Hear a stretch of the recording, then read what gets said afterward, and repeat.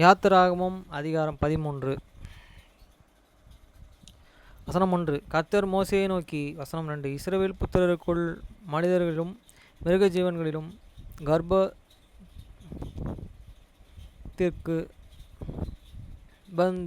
திறந்தது பிறக்கிற முதற் பேரானதையும் எனக்கு பரிசுத்தப்படுத்த அது என்னுடையது என்றார்.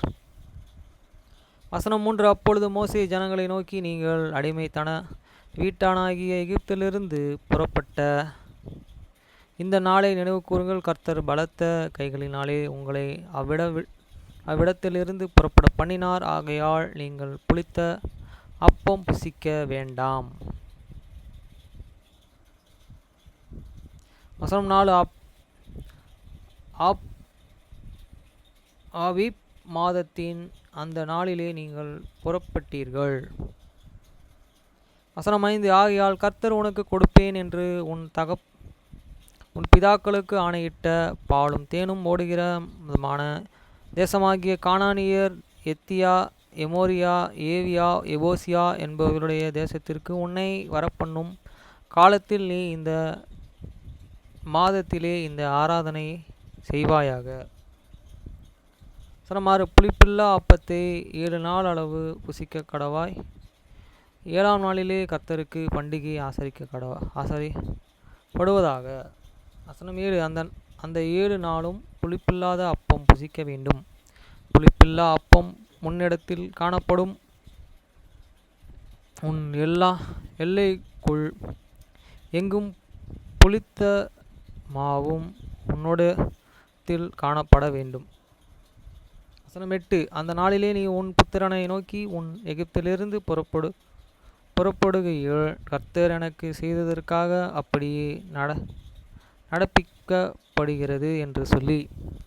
வசனம் 9. கர்த்தரின் நியாயப்பிரமாணம் உன் வாயில் இருக்கும்படிக்கும் அது உன் கையிலே ஒரு அடையாளமாகவும் உன் கண்களிலே நடுவே நினைப்பூட்டுவதாகவும் இருக்க கடவுது.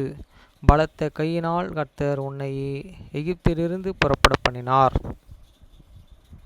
வசனம் 10. ஆகையால் நீ வருஷந்தோறும் குறித்து காலத்திலே இந்த நியாயத்தை ஆசரித்து வருவாயாக. வசனம் 11. மேலும் கர்த்தர் உனக்கு உன் பிதாக்களுக்கும் ஆணை இட்டபடியே உன்னை கானானியர் தேசத்திலிருந்து வர பண்ணி அதை உனக்கு கொடுக்கும் போது. வசனம் 12.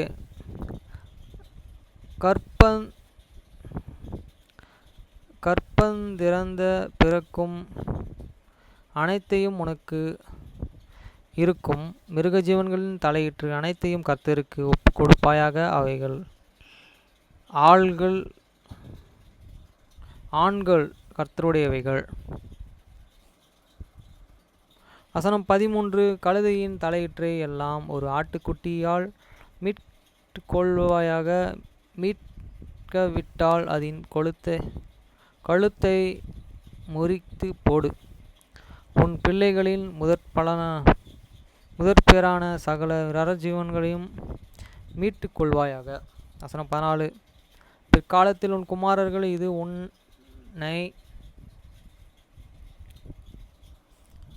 இது என்னை என்று உன்னை கேட்டால் நீ அவைகளை நோக்கி, கர்த்தர் எங்களுக்கு பலத்த கைகளினாலே அடிமைத்தனத்தின் வீடாகிய எகிப்திலிருந்து புறப்பட பண்ணினார். வசனம் 15. எங்கள் விடாதபடிக்கு பார்வோன் கடினப்படுத்தி கொண்டே இருக்கும் பொழுது கர்த்தர் எகிப்து தேசத்தில் மனிதர்களின் தலை பிள்ளைகளை முதல் மிருக ஜீவன்கள் தலை ஈற்றின் வரைக்கும் உண்டாயிருந்த